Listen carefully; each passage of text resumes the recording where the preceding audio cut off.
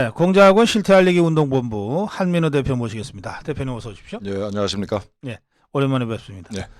이 공자학원 실태알리기를 언제부터 시작하셨댔죠? 2020년 6월 29일 날 네. 광화문의 그 이순신 장군님 동상 앞에서 1인 시위로 처음 시작을 했습니다. 예, 그때 공자학원 실태를 뭐라고 국민들께 알리셨나요? 중국 간단하게 말씀드리면 네.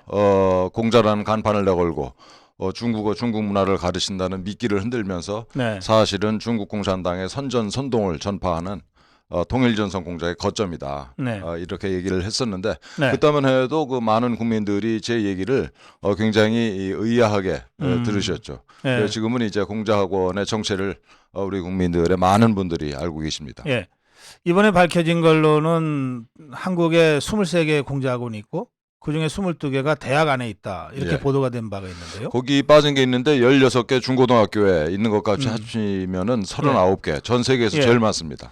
그리고 공자학원이 우리나라에 처음으로 시작됐습니까? 그렇습니다. 세계 최초의 공자학원 2004년. 네. 전 세계는 지금 몇 개 정도 있습니까? 한때 160개 나라에 500개 이상이 있었는데 네. 지금은 뭐 한 300개 후반대라고 보고 있습니다. 왜냐하면 없어진 이유는요? 우선 미국에서 예. 미국이 118개였었는데 네. 지금은 아마 한 뭐 15개 내외로 줄었습니다. 그러니까 예. 최근 2, 3년 사이에 그야말로 그 미국 국민들이 깨어나가지고 또 정부도 나서가지고 예. 대거 이제 없애버렸죠. 그리고 이 북서 유럽이랄지 뭐 프랑스, 독일 포함하면은 지금 아마 뭐 300개 350개 전후 될 거라고 보고 있습니다. 미국이나 유럽 쪽에서 공자학원이 퇴출됐다는 말씀이신데 그렇습니다. 그 퇴출에 우리 한민호 대표님도 역할 좀 하신 건가요? 그쪽에 퇴출되는 데는 제가 역할을 못하고 예. 우리 국내에서 예. 공자학원이 이 중국 공산당의 간첩기관이다. 간단하게 그런 인식을 넓히는 데는 뭐 작은 기여를 했다고 생각을 하고 있습니다. 네. 그런데 그 공자는 모택동이가 홍위병들을 앞세워서 문역할 때 네. 전부 때려 부쉈던 것 아닙니까? 그렇습니다. 근데 이것들이 왜 갑자기 다시 공자를 들고 나왔어요? 중국에서는 아직까지도 심지어는 공자학원에서도 예. 공자를 어떤 사람이라고 가르치냐면은 예. 그 재산과 이 벼슬을 탐했던 소인배다 이렇게 가르치고 있습니다. 그래서 그래요? 공자학원에서는 사실 그거 말고는 공자 얘기는 거의 안 하죠. 근데 네. 왜 이 기관에 이 중요한 기관의 이름에 공자라는 이름을 붙였냐면은 예. 중국 공산당이 2000년 전후해 가지고 이 기관을 만들 궁리를 하면서 명칭 때문에 고민을 많이 해요. 그런데 이제 최종적으로 공자라는 이름이 이미 전 세계적으로 널리 알려져 있기 때문에 쉽게 다가가기 위해서 이 이름을 썼습니다. 그래요. 그냥 네. 정말로 단순한 이유네. 그렇습니다. 선전선동이 용이하다. 예. 접근하기가 좋으니까요. 그 지금 이런 많은 문제들이 제기가 되고 또 미국이나 유럽에서 많이 퇴출되고 있는데 우리나라에서는 아직 이게 퇴출은 안 되는 것 같죠? 우리나라는 이제 심각한 문제가 우선 그 지난 5년 동안 문재인 정권이 친중 정권이었어요. 그래요. 예. 이거 관련해서 좀 얘기가 잠깐 새는데 예. 작년 8월 10일 날 무지무지하게 중요한 기사가 있었습니다. 우리 국민들이 다 잊어버리셨는데 예. 그때 어떤 기사가 났었냐면은 중국 외교부 대변인이 문재인 정권이 3불 1한을 선서했다. 선서했다. 예, 중국에게 이런 기사가 나왔어요. 네. 실제로 이 중국 외교부 대변인이 발표를 한 겁니다.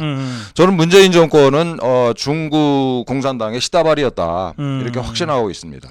그러니까 이 문재인 정권뿐만 아니고 대한민국의 주사파들이 중국 공산당의 조종을 받는다 이렇게 보고 있어요. 북한은 물론이고. 네. 그렇다면 우리가 왜 지금 이 중국 공산당을 얘기해야 되는가? 우리가 이 당장 눈앞에 보이는 주사파와 이 북한 공산당만 바라봐가지고서는 적의 실체를 모르는 거죠. 네네. 그래서 이 말씀 드리고, 그래서 이제 문재인 5년 동안 이 중국 공산당의 종노릇을 하면서 중국 공산당의 우리나라에 대한 그 침투를 방치했다 이렇게 보고 있고, 첫째는. 예. 두 번째는 우리 그 대학 내지는 대학 교수들을 상대로 중국 공산당이 굉장히 공작을 많이 했어요. 네. 그래서 이제 지금 이 대학 교수들 중에 친중 발언을 하는 사람들이 많습니다. 예. 그리고 끝으로 이제 우리 언론도 역시 그냥 후원한 게 아니고 뭐 여러 가지 형태로 뭐 돈도 주고 뭐 그랬습니까? 그렇습니다. 예. 그리고 이제 중국에서 학술 대회를 개최하면은 우리 예. 학자들 많이 불러다가 예. 돈도 주고 예. 뭐 이런저런 또 공작을 했죠. 그래서 이제 이 대학 사회 자체가 이 친중 그룹이 상당히 폭넓게 자리를 잡았다 이렇게 네, 보고 있고 네. 또 하나는 우리 언론도 사실은 그 중국 공산당이 부리는 돈에 네. 상당히 중독이 됐다 이렇게 보고 있어요. 예. 그 단적인 예가 요번에 그 비밀경찰서 사장하는 그 왕해군이라는 친구가 이제 12월 29일 날 기자들 모아놓고 예. 기자들 있는 자리에서 협박을 했어요. 당신들이 날 모른다고? 당신들은 날 모를지 몰라도 당신들 국장, 당신 언론사 대표들은 다 알아 나를. 내가 사진을 깔까? 라고 대놓고 협박을 했어요.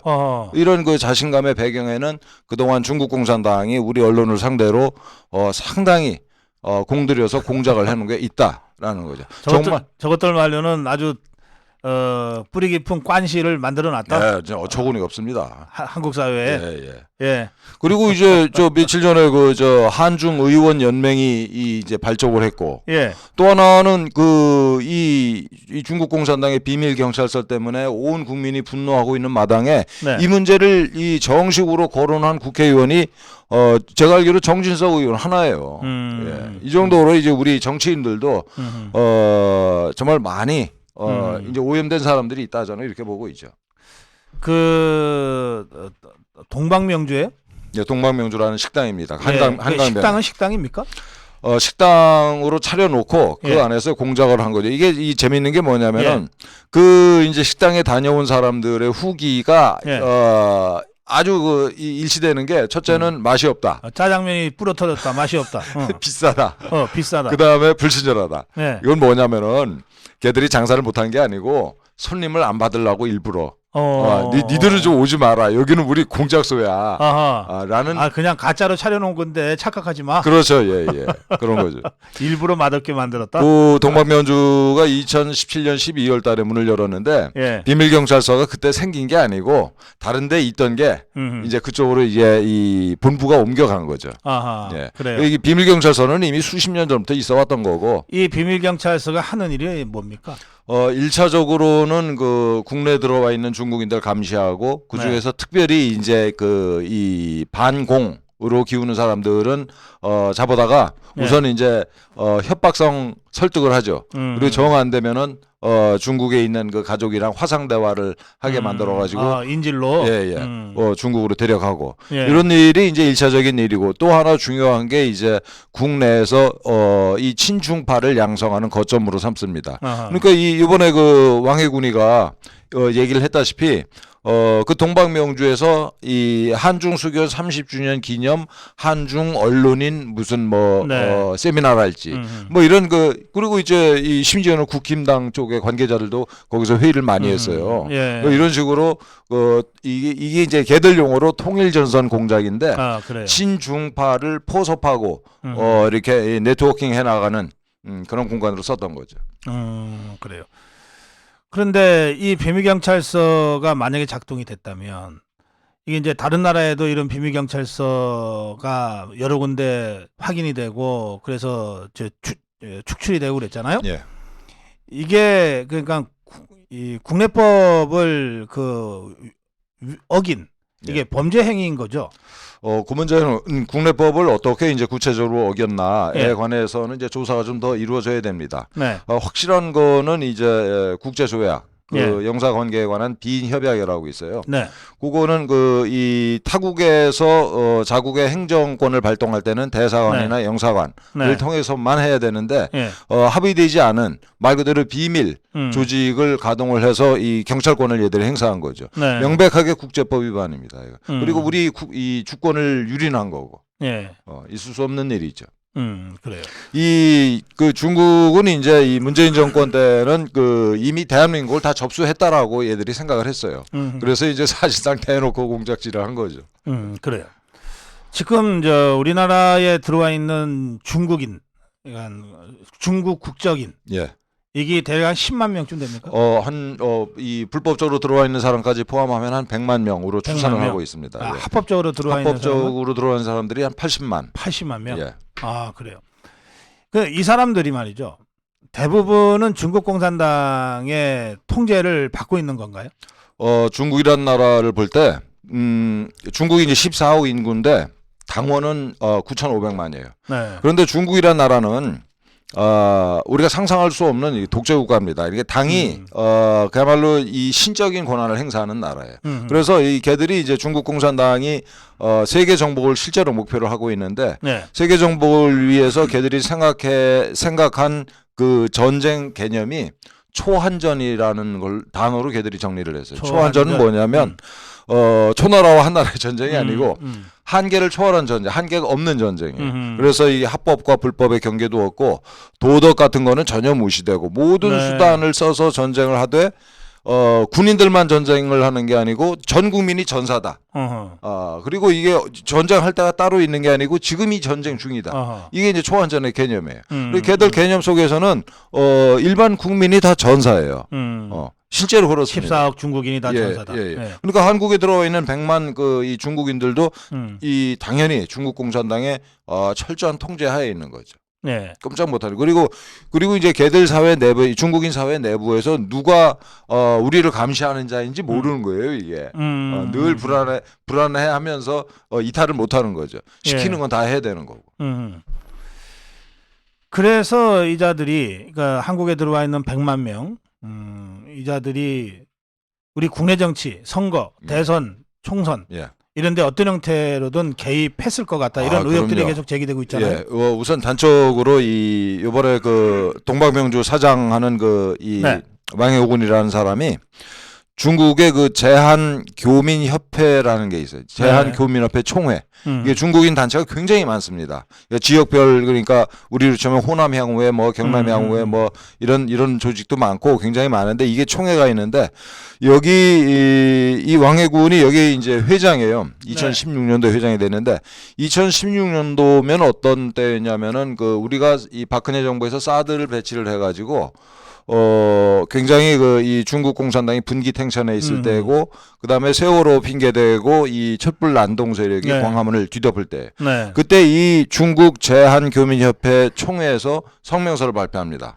사드를 결사 반대한다, 우리는. 그리고 이 촛불 집회하는데 중국인들이 조직적으로 관여를 했어요. 예.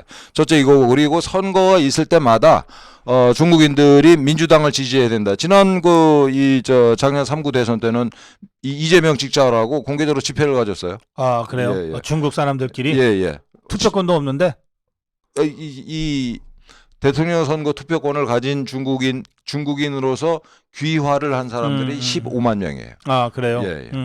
그다음에 이제 지방선거 투표권 가진 사람들은 10만 명. 예.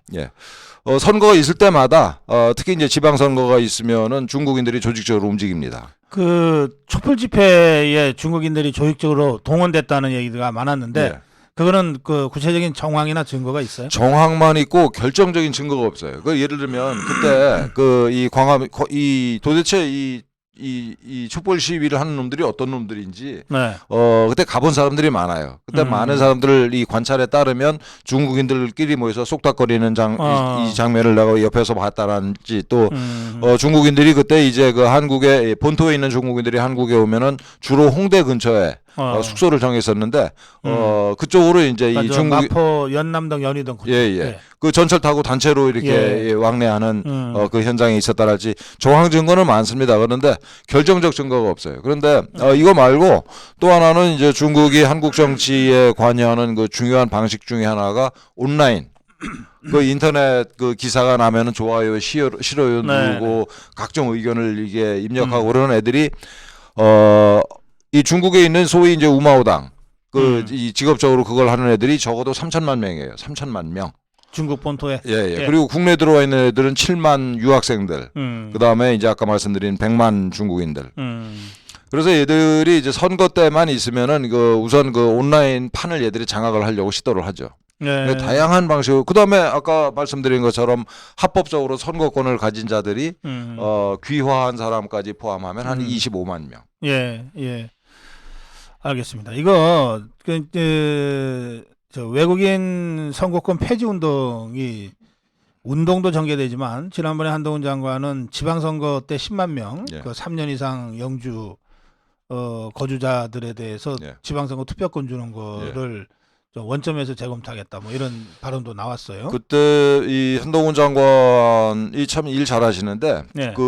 그때 무슨 말씀을 하셨냐면은 이제 그 상호주의 얘기를 했어요. 아 상호주의. 예. 투표권 선거권 관련해서는 상호주의 하면 안 됩니다. 그건 뭐 하나만 한 얘기가 왜냐하면 이 지난번에 그 경기도지사 선거 했을 때 작년에 6.1 지방선거 때 김동연 씨가 이제 그 중국인들 5월 15일 날 선거 보름 앞두고 중국인들 집회에 가서 오성 홍기가 펄럭이는 가운데 중국인들한테 지지를 호소하는 그런 사진이 나왔었는데 그래가지고 이 김동연 씨가 이제 1등으로 지사가 됐지 않습니까? 김은혜 후보에 비해서 몇 표를 더 얻었는지 혹시 아세요? 그 차이가 0점 얼마였는데? 9,000표가 안 돼요. 8,900표. 그래요? 예. 그런데 경기도에 사는 중국인들이 한 38,000명 됩니다. 투표권 가진 사람들. 네네. 예. 저는 그 중국인들이 표가 없었으면 경기도 화성, 안산 뭐 이런 데 중국인들이 많이 살아요. 김동연 씨가 경기도지사 안 됐다 이렇게 보이. 그러니까 10,000표도 안 되는 표지만 중국인 경기도 예를 들면 실제로 가지고 있는 표는 38,000표고 이게 전체 표에 비해서는 얼마 안 되지만 사실 캐스팅 보트다라는 거예요. 그래요. 인천시장 선거도 그렇고 서울시장 선거도 마찬가지입니다. 그래서 이 국내에 있는 중국인들은 표는 절대적인 표수는 그렇게 많지 않지만 캐스팅 보트이지만 중국에서 우리 교포들이 가지고 있는 표는 아무 의미가 없는 표예요. 설령 우리가 투표권을 얻는다 하더라도 그렇죠. 아무 의미가 없어요. 왜냐하면 이제 우선 그 표수 자체도 그렇거니와 사실 실질적인 상호주의가 되려면 우리도 캐스팅 보트를 행사할 정도의 비중을 부여해 줘야 되는 거예요. 그리고 중국은 일당 독재 국가인데 무슨 놈의 투표권을 안 됩니다. 이 상호주의는 안 되고 외국인 이 선거권 자체를 공직선거법 개정해서 폐지해야 돼요. 알겠습니다. 자, 오늘 비밀경찰서, 중국의 비밀경찰서 의혹이 제기되고 있는 문제하고 그다음에 공자학원의 실체에 대해서 대략 훑어봤습니다. 대략 훑어봤는데 또 그 중국인들이 어떻게 선거권을 이용해서 실질적으로 우리 정치의 캐스팅 보트로서 역할을 하고 있는지 경기도 도지사 선거 사례를 통해서도 말씀하셨는데 앞으로 우리가 어떻게 해야 됩니까? 대안을 좀 말씀해 주시면 좋겠습니다. 우선 눈에 드러난 거, 공작원이랄지 비밀 경찰서랄지 이렇게 드러난 것들을 우선 추방을 해야죠. 그리고 그와 관련된 이제 이 법률적인 그 법률 재개정이 필요한 거는 그 국회의원들이 나서야 돼요. 그런데 우리 국회의원들이 지금 정말 우리 국회의원들에 대해서 우리 국민들 중에 만족감을 느끼는 사람이 몇 프로나 될까요? 제가 한 조사 본 적이 있는데 국회의원 가족들도 별로 만족하지 않는다. 가족들도. 이게 좀 심한 말씀입니다만 여의도에 있는 국회 자체를 어떻게 좀 없애는 방법이 없냐 이런 얘기하는 사람들 주의들이. 국회의원은 국회의원이고 그게 대학에 스며들어 있고 고등학교에 스며들어갔다 그러는데 이거는 우리 정부가 어떻게 좀 처리할 수 있는 방법이 많습니다. 있습니다. 이제 22개 대학 중에 심지어 황당한 게 뭐냐면은 5개 국립대학에 들어와 있어요. 그래요? 저 강원대, 인천대, 또 이 충남대, 충북대, 제주대. 아니 국립대학에 들어와 있습니다 이게. 그래서 이건 저 외교부가 나서면 바로 교육부가 나서서 바로 해결할 수 있는 문제고 또 사립대학들도 국가 보조금으로 이게 운영되고 있는 게 현실이기 때문에 교육부가 나서면은 바로 정리할 수 있습니다. 그건 뭐 대학에 1억씩 주고 있다 공자학원이 뭐 그런 보도도 나오던데 왜 돈 1억에 그래 이걸 팔아먹어요? 이 돈 1억보다도 이제 우리 특히 이제 지방대학 같은 경우에는 이 학생들이 없어가지고 중국인 유학생이 이제 예를 들면 1,000명 내외 이렇게 재학 중인 학교들이 많습니다. 근데 만약에 이제 그런 학교에서 중국인 유학생이 다 빠져버리면은 이 학교의 학교 운영에 좀 심각한 문제가 있다. 그래서 이 문제는 대학 구조 조정이랑 동전의 양면인 거죠. 그래서 저는 이게 중국의 유학생들이 이 한태에 목을 메고 있는 대학들은 정리해야 된다. 그 제가 비유가 좀 적절한지 모르겠습니다만 이를테면은 북한이 내려보내는 간첩이 어쨌든 생산활동에 종사하면 그 간첩 다 잡으면은 생산활동이 위축될까봐 못 잡는 거랑 비슷한 거 아니에요? 이 범정부적으로 예. 한동훈 장관도 뭐 이 문제를 얘기했습니다만 이 문제를 위한 타스크포스가 만들어져야 된다. 예. 교육도 관련돼 있고 예. 또 문화도 관련돼 있고 또 이게 국적 관련해서 이제 법무부도 일을 해야 되고 네. 이 문제 관련한 이 TF를 따로 만들어야 돼요. 유난히 지금 요즘은 다 이게 다 채널 보잖아요. 유난히 중국 관련 채널들이 많습니다. 5개인데요. 예. 이 문제도 사실 시간이 조금 되나요, 더? 예. 뭐 짧게 해주시죠. 얼마나 황당한 거냐면은 예. 우리가 사드 배치하고 나서 중국에서 한한령이라는 걸 내렸어요. 예. 한국 문화 콘텐츠를 일체 유통을 금지시켰습니다. 예. 법적 근거도 없이 당에서 시킨 거예요. 그 지금 6년 동안 우리 콘텐츠가 중국에서 유통이 안 됐는데 예. 그 6년 동안 365일 24시간 예. 5개 채널로 중국 문화 콘텐츠는 아무 제약 예. 없이 예. 이 우리 국민들한테 서비스가 그것도 됐습니다. 채널 배정을 아주 좋은 채널 네. 배정을 다 받아가지고. 이런 데서 상호주의를 얘기해야 되는 거죠. 얼마 전에 이 중국 공산당이 이게 우리 국민들을 이렇게 분열시키려고 걔네들 케이블에다가 우리 드라마를 예. 방송을 했다고 우리 철딱서니는 이게 우리 대통령실의 대변인실에서는 이게 우리 업적이다 이런 멍청한 얘기를 하는데 말도 안 되는 거죠. 그런 거를 이제 이게 상호주의를 해야 되는 거죠. 예. 그리고 한 가지만 정말 예. 중요한 거로 한 가지만 더 말씀드리면은 네. 이 저우위보 이 우리식 발음으로 하면 주옥파라고 하는 간첩이 있습니다.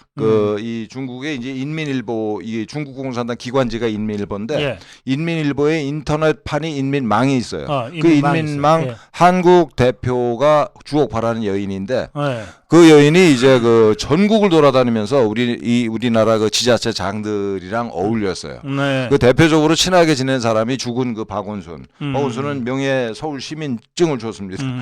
그다음에 또 하나가 이 전 강원도지사 최문순이에요. 그래가지고 주옥파한테 홀려가지고 이 강원도에 대규모 차이나타운을 건설하려다가 우리 국민들이 나서가지고 그걸 막았지 않습니까? 네, 네. 그래서 우리 이제 일부 이 국내 몇몇 언론에서 주옥파가 간첩이다 이런 얘기를 공개적으로 했어요. 그랬더니만 네. 주옥파가 작년에 예.